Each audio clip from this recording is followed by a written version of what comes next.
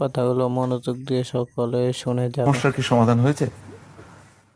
Facebook সমস্যার সমাধান হয়েছে এটা বলতে পারি না এখনো, তবে আগে যতটা বেশি সমস্যা ফিল করতাম, ফেস করতাম, এখন কিছুটা কম মনে হচ্ছে। এরপরেও সম্পূর্ণ সমাধান পোস্ট কি হয়নি। এখন আটকে দেয়? আমার পোস্ট আটকে দেওয়াটা বড় সমস্যা না।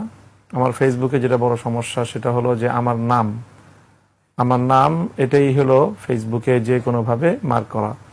তো আমাকে নিয়ে যারা নিউজ করে বিশেষ করে বা যারা পোস্ট লেখে তাদের ওখানে আর নাম থাকলে তখন সেই জায়গায় ডেঞ্জারাস ইন্ডিভিজুয়াল হিসেবে মাঝে মাঝে সেখানে রেস্ট্রিকশন আসে বা সেটাকে তার মার্ক করে বসে। তো এটার কারণে অনেক পেজের উপর, অনেক আইডির উপর এবং অনেক যারা মিডিয়ার যে সকল ইগুলো আছে, প্ল্যাটফর্মগুলো আছে, সেগুলো অনেক সময় ঝামেলার মুখে পড়ে। এই জন্য অনেকে আমাকে নিয়ে নিউজ করতে চায় না আর কি।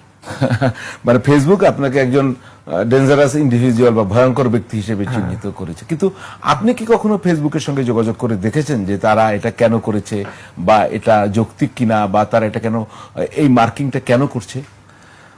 আমরা তো সর্বোচ্চ জায়গা থেকে চেষ্টা করেছি।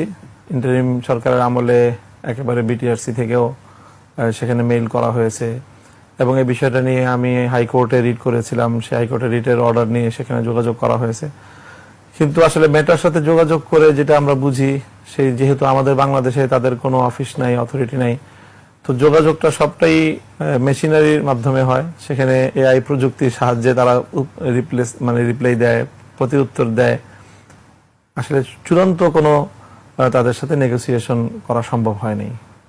যার ফলে ওইভাবে মানে ওরা ওদের